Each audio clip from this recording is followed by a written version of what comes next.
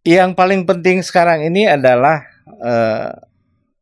orang harus berani untuk berbicara.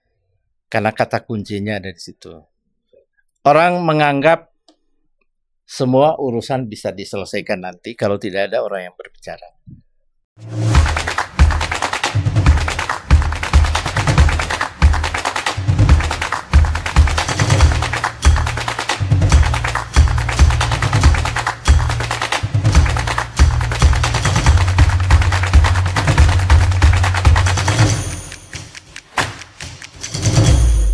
Selamat datang di acara Gaspol, Gagasan Politik Parwa Institute. Di acara di sini kita memiliki ruang bebas berpikir, memberikan ide dan gagasan yang tajam, yang kritis, ide-ide segar, entah itu ide-ide yang nakal sedikit tentang politik, ekonomi, budaya, lingkungan pun kita akan bahas semua. Jadi kita tidak berhenti untuk berjuang demi mewujudkan cita-cita dan jargon hari ini yang sedang dijargonkan oleh pemerintahan kita, yaitu Indonesia Emas 2045, Bang. Hari ini saya sudah bersama Bang Rio Ismail. Sapaan Bang Rio, nanti kita perkenalkan juga Bang Rio dan memperkenalkan Bang Rio ini aktif di mana saja, aktivitasnya seperti apa, begitu kira-kira, Bang. Terima kasih sudah hadir di Gaspol. Oke. Langsung saja kita hari ini akan membahas sesuatu yang sering dibahas sebagai catatan kaki saja, tapi tidak dibahas secara utama, yaitu tentang isu lingkungan. Bagaimana hutan ini untuk energi, seperti itu. Mungkin itu, Bang. Sebelum membahas topik utama kita, mungkin perlu kita berkenalan dulu supaya enak ngobrol, supaya kita mungkin lebih sayang, begitu kan? Oke. Terima kasih nih. Saya persilakan ya. Ya, terima kasih, saya sudah diundang dalam Gaspol ya. Siapa? Memang kalau Gaspol ini bisa meledak kalau meledak. Tidak. Oke. Menurut saya sudah saatnya memang orang harus meledak kejengkelan, meledak sikap kritisnya, meledak kemarahannya. Oke. Begitu ya. Ya, silakan. Karena Republik ini sebetulnya ada dalam situasi yang kalau orang memperhalus itu tidak baik-baik saja. Saya mengatakan kita dalam situasi yang buruk sebetulnya. Kalau kita bicara lingkungan, di mana-mana kita dikepung oleh bencana. Oke. Dan bencana itu bukan sesuatu yang datang begitu saja. Bukan sesuatu yang muncul karena ulah 1-2 orang petani yang dituduh membabat hutan. Tapi yang paling serius sekarang ini adalah karena pilihan-pilihan industri yang dipilih oleh rezim dari rezim ke rezim gitu sebetulnya. Ini bukan sesuatu yang baru muncul setelah Prabowo jadi presiden. Tapi muncul jauh sebelum Prabowo, dan Prabowo tidak menghentikan itu, tapi Prabowo mengukuhkan penghancuran itu. Bahkan Prabowo sekarang bisa menggunakan isu kemiskinan, isu kurang gizi untuk menghancurkan lingkungan. Itu menurut saya pikiran-pikiran yang berbahaya bagi kehidupan. Pembahasan awal sudah langsung gas ini, Bang ya. Gas gitu. Ya? Mesti harus ngegas sekarang. Oke. Tapi sebelumnya Abang belum perkenalkan, Bang. Abang ini. Sorry. Itu, Bang. Ini dia suka lupa iya. memperkenal. Saya sebetulnya mengawali pekerjaan saya sebagai jurnalis. Oke, siap. Karena saya waktu itu ingin jadi jurnalis, dan karena itu saya kuliah di FISIP jurusan ilmu komunikasi. Oke. Tapi kemudian saya tahun 85 saya dibajak oleh LBH, Lembaga Bantuan Hukum. Ya. Itu dua pekerjaan yang berbeda, tapi punya misi yang menurut saya saat itu misi yang penting. Karena kita bicara soal kebenaran, bicara soal keadilan.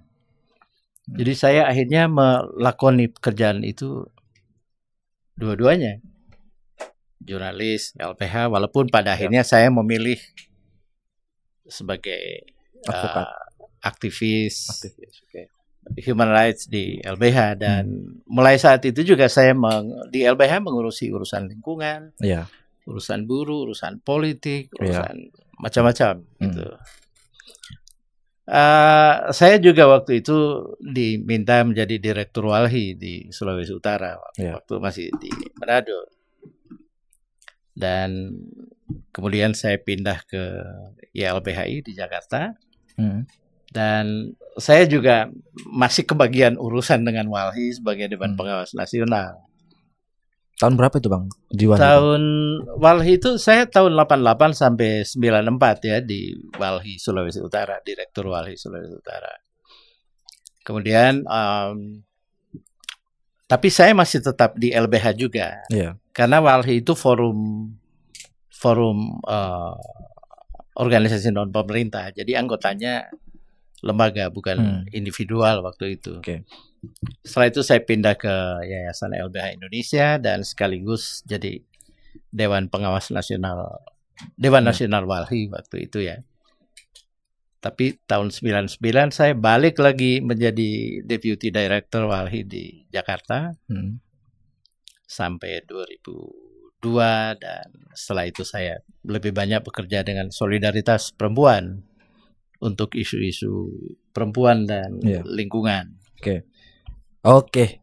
Berarti Abang biasa dipanggil Bang Rio. Ya. Oke. Saya baca sedikit kurikulumnya Bang. Jadi banyak banget ini. Pendidikan non formalnya ini banyak banget. Karya latihan wartawan, pelatihan fasilitas pengembangan masyarakat, pelatihan analis sosial. Lalu juga saya baca advokasi kebijakan Bang. Iya. Kalau advokasi kebijakan ketika Abang menjadi Direktur LBH Manado. LBH Manado, khusus untuk menangani isu-isu lingkungan di sana, itu apa aja Bang yang pernah diadvokasi Bang? Sebetulnya banyak ya, tapi kasus yang paling besar itu adalah kasus pencemaran lingkungan oleh PT Newmont. PT Newmont, tambang emas. Iya. Dan kemudian pengambil alihan lahan petani pada awal-awal 90 itu. Pendiriannya PT itu ya? Enggak, itu lain lagi. Itu pendirian pabrik gula PT Naga Manis dulu di Gorontalo. Dan kemudian pengambil alihan kawasan pantai yang sekarang menjadi boulevard di Manado tuh. Itu dulu penuh konflik dengan para nelayan semua. Nah, selebihnya kasus-kasus pencemaran lingkungan di zona industri di Bitung. Jadi mengawalinya dari situ. Dari situ Bang ya? Iya. Hari ini kan dalam beberapa tahun terakhir itu muncul narasi di tahun 2022 kalau tidak salah. Presiden Jokowi itu menarasikan kita perlu adanya ekonomi carbon exchange, yang artinya itu menyangkut masalah isu lingkungan Bang. Ya kan? Jadi selain isu energi terbarukan yang menjadi sorotan utama, itu sekarang juga menyoroti masalah ekonomi karbon itu. Nah, tapi kita tidak masuk di ekonomi karbonnya Bang, kita masuk di isu lingkungannya. Nah, karena hari ini di pemerintahnya Presiden Prabowo itu menyuarakan swasembada energi. Tapi di sisi lain juga menyuarakan green energinya Bang. Nah, ini kan sesuatu hal yang berbeda fokusnya nanti. Ketika berfokuskan terhadap hilirisasi minerba dan gas, itu akan mengorbankan green energinya. Nah, tapi kalau kita berfokus terhadap green energy, itu akan menghilangkan hilirisasinya. Nah, kita fokus terhadap lingkungannya. Jadi itu hari ini di isu lingkungan terhadap energi itu ada kita sorot itu di Kalimantan. Pemberitaan hari ini pemerintah menyita beberapa ribu hektar HGU yang ada di Kalimantan itu tentang kelapa sawitnya, Bang. Nah, beberapa ekspansi sawit untuk energi berdampak itu terhadap kawasan hutan Indonesia, kan, Bang. Sawit ini dampaknya oksigen berkurang. Nah, untuk menanggulanginya ini seperti apa, Bang? Kira-kira seperti itu, Bang, pertanyaannya, Bang. Iya. Ini menarik ya, karena sekarang ini kan pemerintah selalu mengatakan kita butuh uang, tetapi kita tetap menjaga lingkungan. Nah, anehnya itu Presiden Prabowo meminta ada 20 juta hektar lebih lahan untuk sawit. Nah, di mana itu hutan yang akan sudah dimulai di Papua, kan? Iya. Papua sekarang dijadikan lahan, dibuka lahan, dihabisi lah begitu kalau boleh dibilang. Dan di mana-mana kita tahu, di kampung saya di Gorontalo sekarang ada apa namanya? Kan pemerintah mau ada transisi energi. Jadi sekarang dikembangkan hutan tanaman energi HTE. Hutan tanaman energi itu memproduk apa namanya? Pellet kayu, wood pellet. Ya. Dan itu sekarang malah itu diekspor ke beberapa negara. Wood pellet ini akan dijadikan bahan untuk mengurangi pasokan batubara. Jadi itu di co-firing ya istilahnya, untuk pembakaran batubara. Nah, nggak ada cerita green di situ. Mengurangi batubara tetapi menghancurkan hutan untuk menyediakan wood pellet. Jadi menurut saya sekarang ini sebetulnya tidak jelas juga konsep pemerintah mau melindungi lingkungan atau mau menghancurkan lingkungan. Kalau menurut saya isu green itu sekarang menjadi, kalau pakai istilah yang banyak dipakai oleh para aktivis di berbagai tempat, ini greenwashing sebetulnya. Iya, greenwashing. Jadi sebetulnya nggak ada penyelamatan lingkungan yang signifikan di situ. Semua dilakukan dengan cara-cara yang menghancurkan lingkungan. Pemerintah sekarang dijepit oleh posisi utang yang jatuh tempo ya. Lalu ekonomi kita yang stagnan, bukan lagi stagnan, malah menurun. Indikator-indikatornya kan banyak sekarang ya, sudah banyak diulas oleh para ahli ekonomi. Dan menurut saya yang tidak terlihat sekarang adalah sebetulnya seperti apa konsep penyelamatan lingkungan. Sumber daya hutan kita dari tahun ke tahun makin menipis. Lalu pemerintah bilang, kita butuh energi terbarukan. Salah satu energi terbarukan kan pembangkit tenaga air kan? Tenaga PLTA. Tapi di mana-mana PLTA itu tidak bisa berjalan dengan baik karena pasokan air untuk PLTA itu menurun. Karena wilayah-wilayah tangkapan air itu serapan air.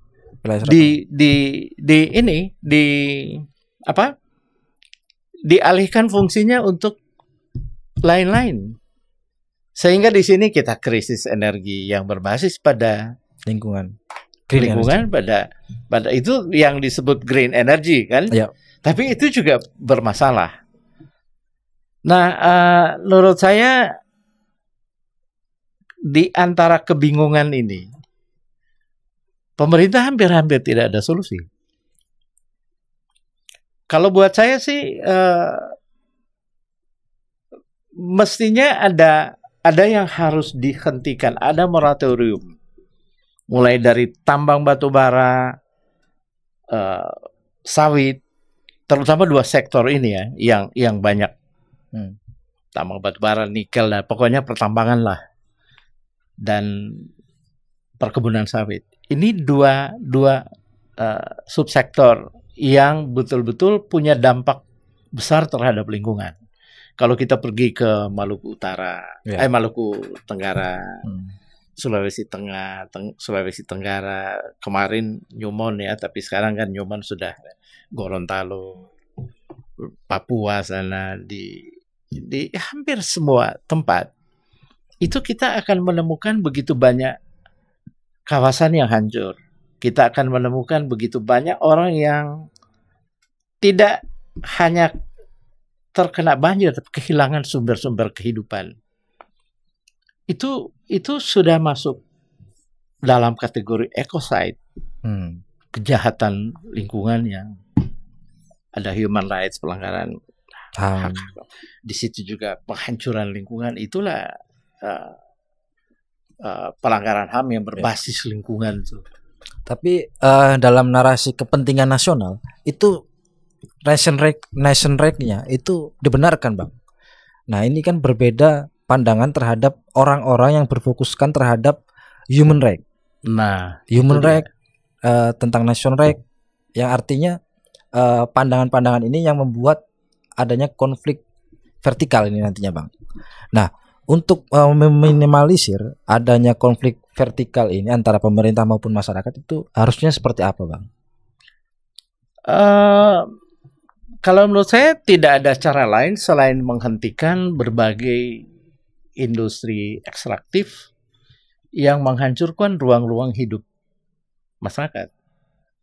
Dan jangan lupa bahwa kita dari tahun ke tahun itu punya masalah dengan, kalau pemerintah bilang kepentingan nasional ya, kita dari tahun ke tahun punya masalah dengan begitu besarnya arus uang gelap ya, yang keluar dari sektor-sektor itu.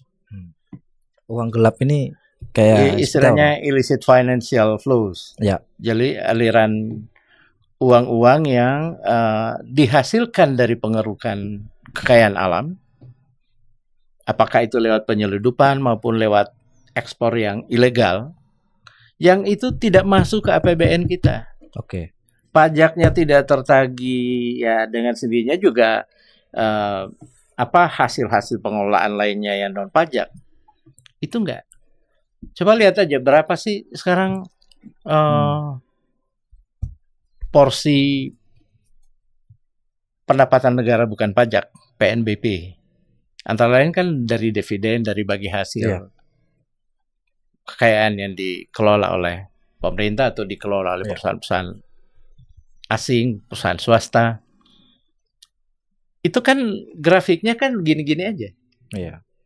Bahkan beberapa tahun kemarin saya melihat angka-angka yang mencengangkan di APBN, di Kepres tentang APBN, itu kan angka target pendapatan BUMN sekian. Tapi ketika masuk ke APBNP, APBN perubahan, targetnya diturunin gitu. Pada akhir tahun anggaran tiba-tiba naik. Tapi kenaikan ini tetap di bawah dari rencana awal yang diubah itu. Artinya nggak ada. Apa kerja Erick Thohir?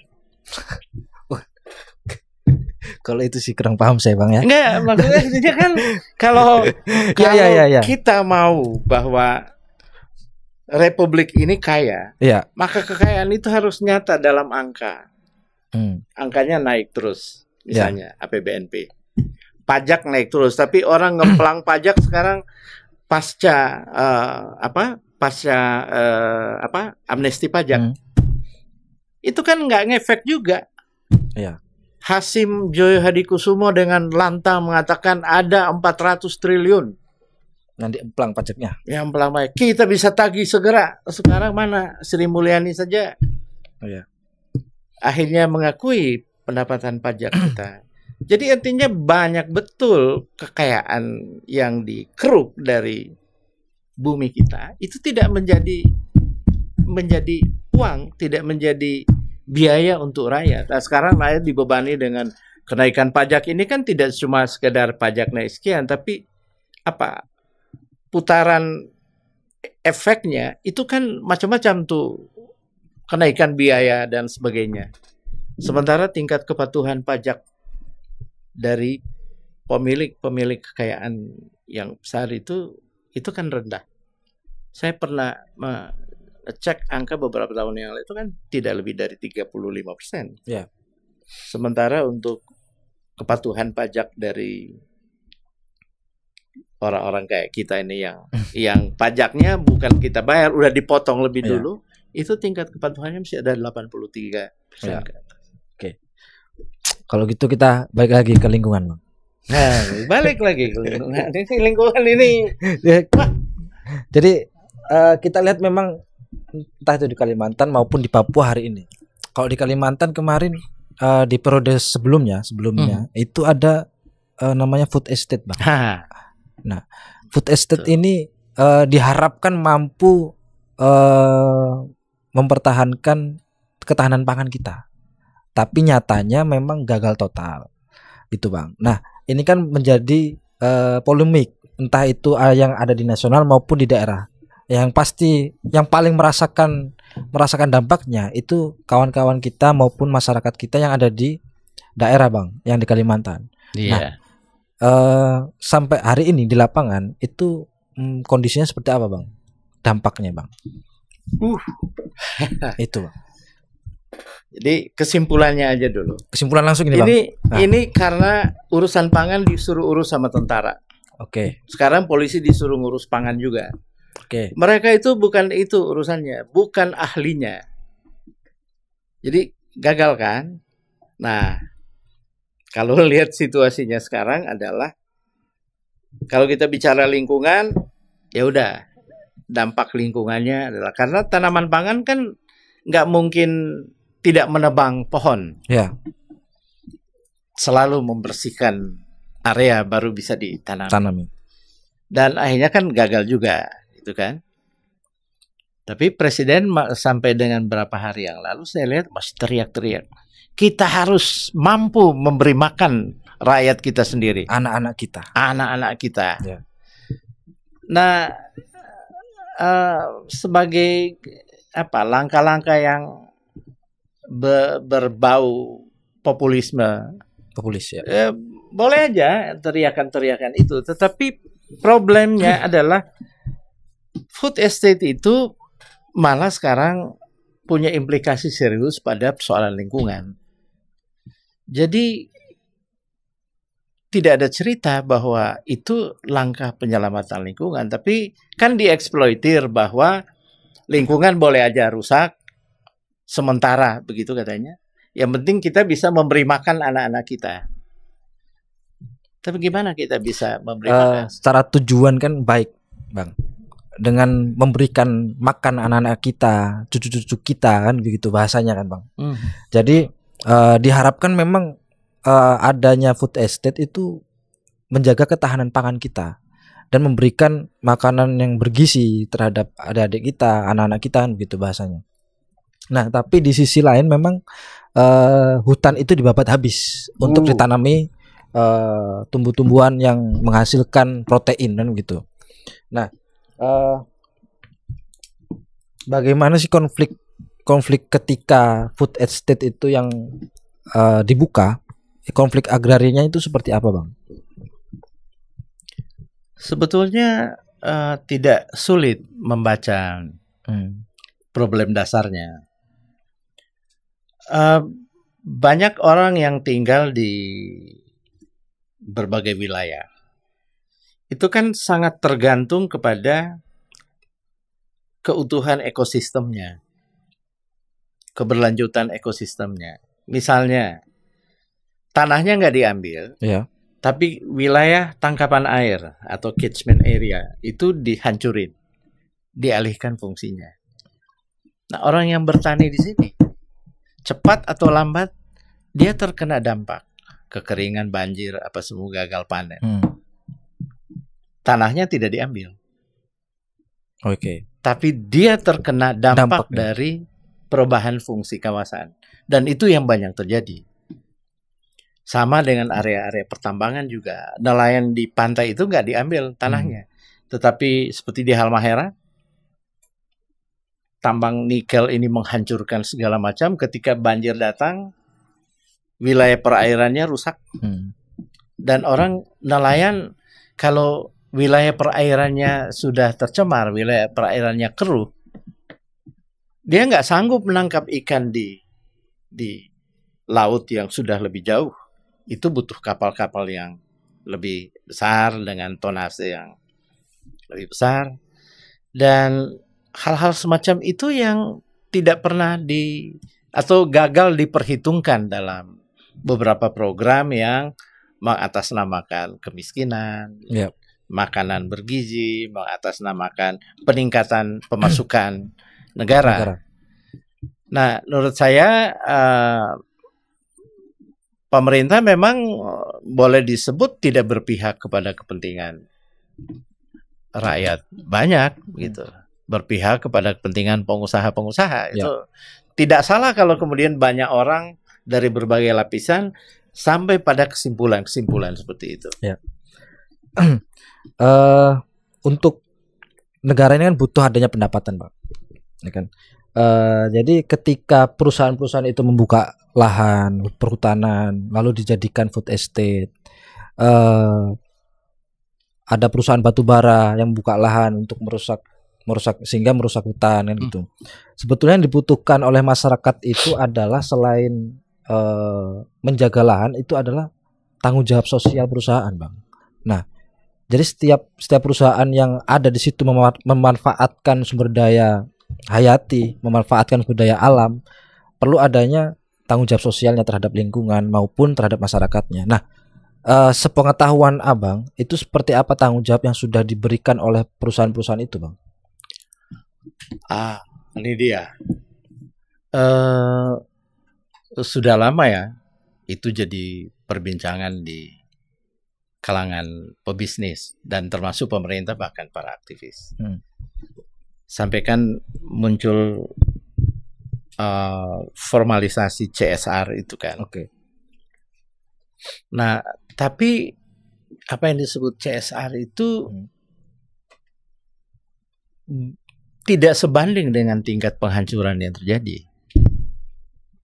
CSR itu hanya membantu sejumlah orang untuk kalau ini ada banjir atau ada kerusakan sedikit, mereka bisa dicarikan solusi. Tetapi ekosistem itu tidak terbantu oleh CSR. CSR itu tidak sanggup mengcover itu. Nah, kalau mau menjamin ekosistemnya tidak hancur, maka sebetulnya banyak sekali yang mesti dilakukan. Pertama, proteksi tata ruang, kemudian sistem manajemen pengelolaan lingkungan yang lebih baik. Lalu kemudian pemerintah harus melakukan penegakan hukum terhadap perusahaan-perusahaan yang nakal.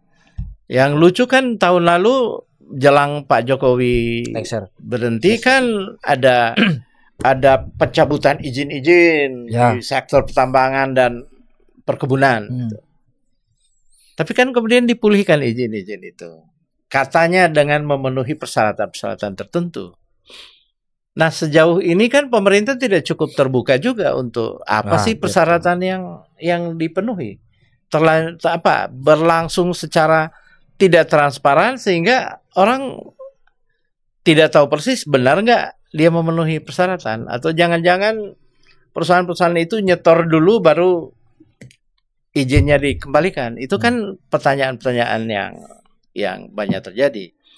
Jadi menurut saya ada banyak masalah dalam kaitan dengan cara-cara industri ekstraktif dalam mengelola lingkungan.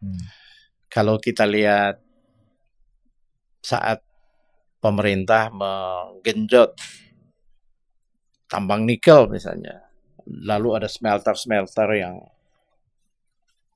bahkan sekarang Pak JK mengatakan smelter itu udah udah berlebihan jumlahnya, sehingga harus dihentikan pembangunan smelter. Oke. Kalau tidak dihentikan, maka itu akan berjalan seiring dengan pengerukan-pengerukan yang lebih menghancurkan. Ya. Nah, bagi saya kalau kemudian kita kembali pada konsep bagaimana pemerintah meningkatkan pendapatan, meningkatkan kemampuan memberi makan rakyatnya, dan kemampuan mempertahankan lingkungan. Kalau kita yang tinggal di daerah-daerah, kita tahu persis bahwa rakyat itu punya kemampuan mengelola lingkungan, punya kemampuan mengatakan ini boleh, ini tidak. Nah, ya itu Bang. Nah, rakyat kan sebenarnya mampu untuk mengelola lahan mereka sendiri, mengelola hutannya mereka di daerah masing-masing. Nah, sejauh ini rakyat masyarakat di daerah yang terdampak masalah ekosistem lingkungan itu pernah dilibatkan tidak untuk mengambil keputusan dibuka lahan untuk perusahaan minerba maupun perusahaan food estate? Pernah enggak Bang? Masyarakat dilibatkan sejauh mana? Dilibatkan ada, tapi tahapannya di mana? Oke, tahapan ya Bang. Jadi saya sudah melihat ada banyak kasus, ada proyek A mau dibangun, ya. Semuanya disiapkan, izin keluar segala macam. Tiba-tiba masyarakat diundang, di sini akan dibangun ABCD. Oh, jadi cuman semacam sosialisasi gitu Bang? Sosialisasi. Dan itu banyak terjadi demikian. Bohong saja tuh kalau ada orang pemerintah mengatakan, oh kami sudah konsultasi publik. Oke. Itu omong kosong saja. Kalau pengalaman saya dari contoh AMDAL saja ya. AMDAL itu mesti ada tahapan di mana masyarakat harus diajak bicara, bukan diberi informasi. Diajak bicara. Itu nggak ada. Hanya diberi info. Oh kami akan. Ada orang nanya-nanya seperti kasusnya mungkin kasus Bahlil ya. Ada orang yang datang ke Jatam nanya-nanya informasi, lalu kemudian informasi itu menjadi basis dari disertasinya Bahlil misalnya. Ini juga praktek-praktek curang semacam itu juga ada dalam proses AMDAL. Ada orang datang ngobrol, terus dia bikin laporan, oh kami sudah bikin konsultasi publik dengan masyarakat.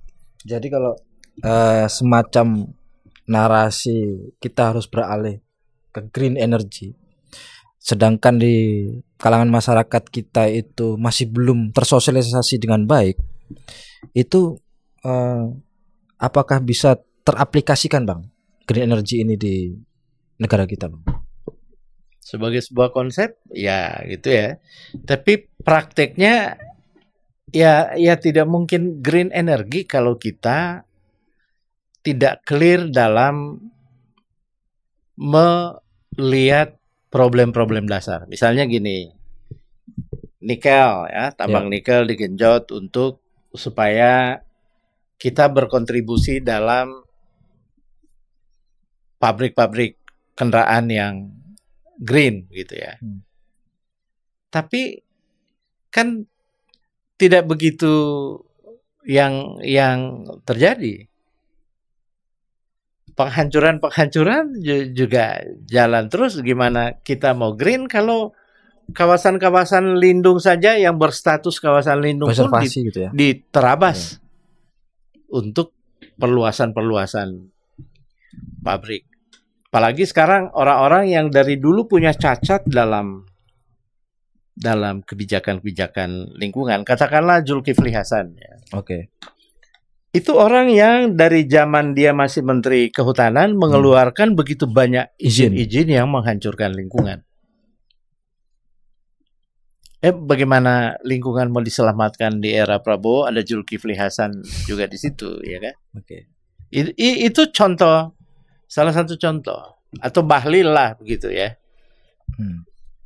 Berapa banyak izin-izin yang dipaksakan harus keluar dan tanpa ada pertimbangan-pertimbangan. Jadi di kita itu semua masalah lingkungan tidak dikelola secara integrated gitu.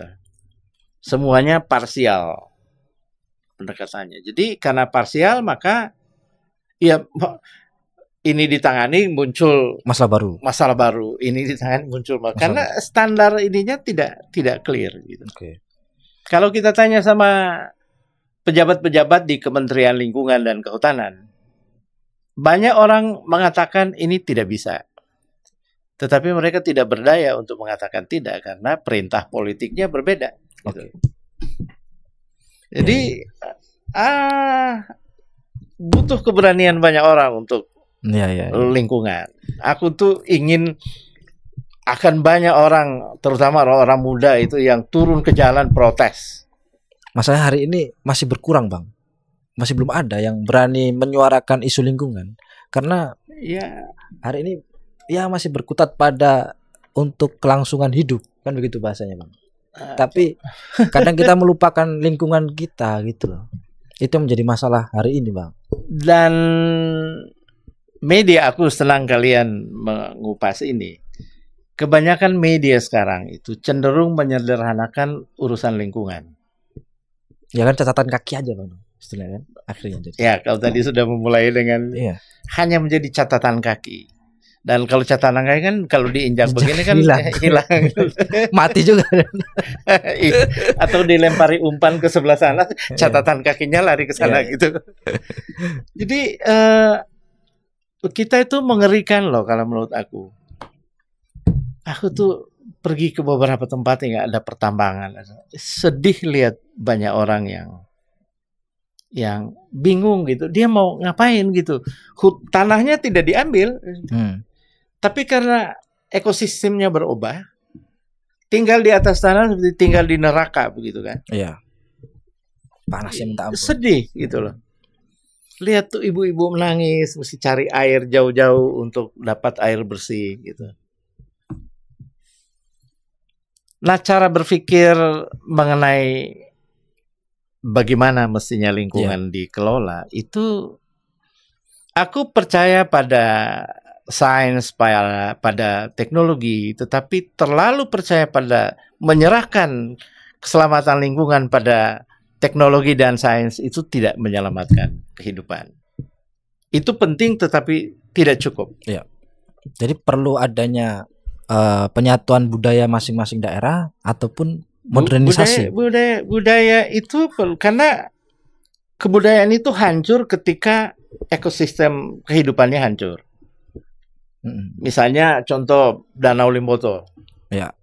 Ini di kampungku, aku lahir dan besar di pinggiran danau.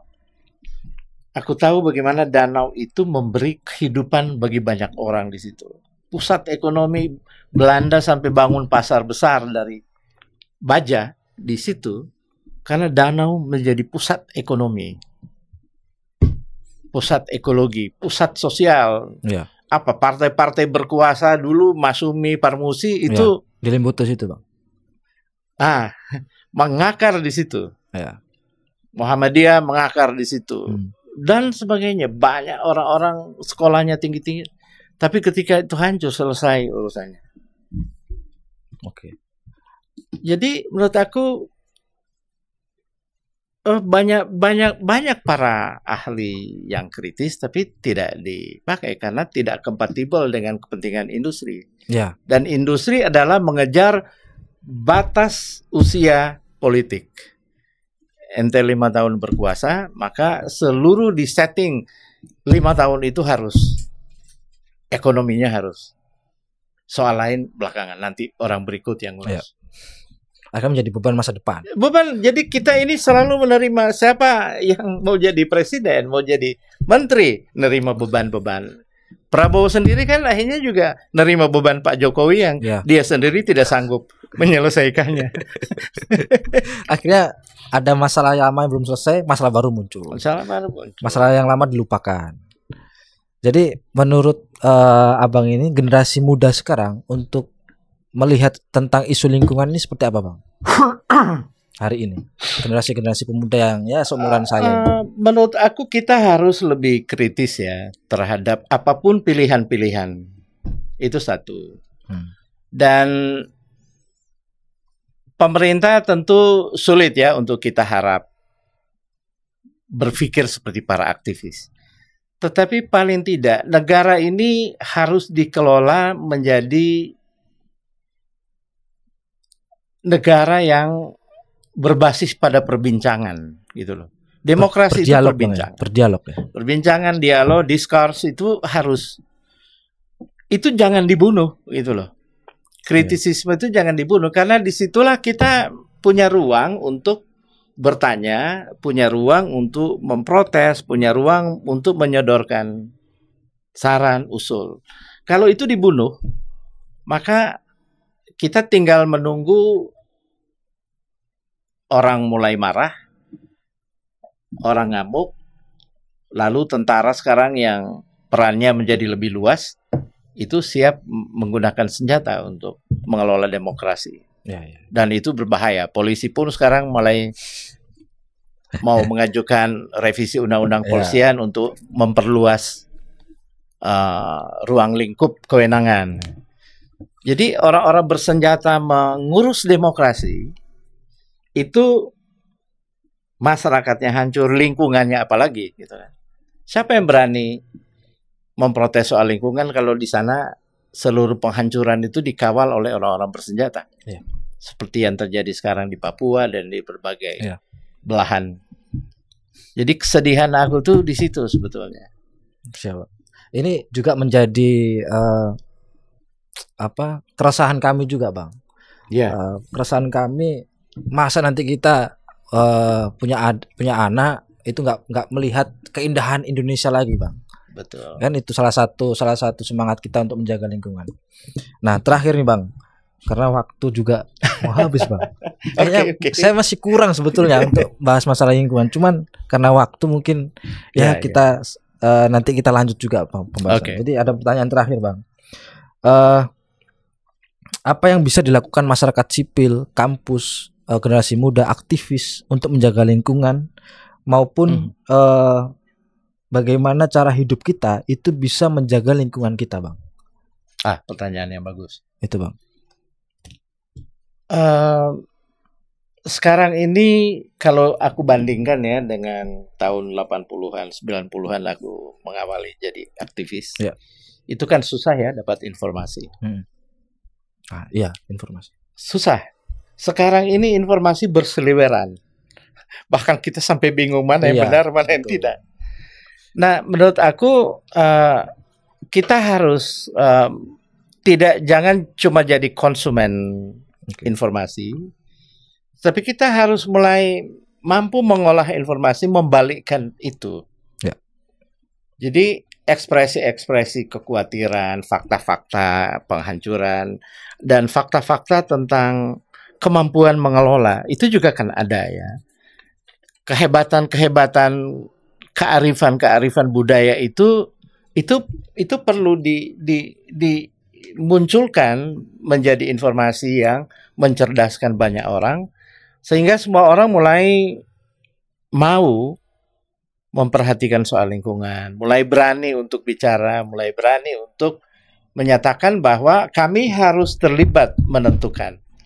Kita jangan cuma jadi pion-pion, cuma jadi konsumen pasif, tetapi harus menjadi orang-orang yang selalu menggaungkan kritisisme itu. Menurut aku kritisisme itu penting untuk selalu dihidupkan. Karena hanya dengan demikian kita bisa berbicara. Ini tidak baik, ini yang benar, ini. Kalau enggak kan anggota DPR juga begitu-begitu terus kita maki-maki pada akhirnya. Tetapi begitu datang pemilu kita pilih lagi gitu.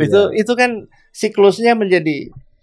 Nah, jadi menurut aku semua orang harus mendorong kritisisme itu, dan itu anak muda akan sangat menentukan nasib kita semua. Kalau aku kan sudah 63 mungkin ya. Tapi kita tetap perlu abang seperti ini, Bang, untuk memberikan masukan. Maksudnya sebentar lagi juga kan orang seperti aku mungkin game over gitu kan. Nah, orang muda harus. Aku senang sekali kalau sekarang banyak orang muda mulai aktif. Paling tidak aktif bertanya gitu loh. Mungkin itu yang bisa kita bahas, Bang. Selebihnya nanti kita bisa lanjut lagi, Bang, karena juga waktu membatasi kita. Saya sebelumnya mengucapkan terima kasih kepada Bang Roy Ismail yang sudah menyempatkan waktunya memberikan ide dan gagasannya, memberikan pandangannya, pengalamannya semua. Mungkin tidak cukup hari ini pengalaman dibagikan kepada kami semua, kepada kawan-kawan juga. Mungkin ada yang pengalaman yang belum dibagikan, pengetahuannya, keilmuannya.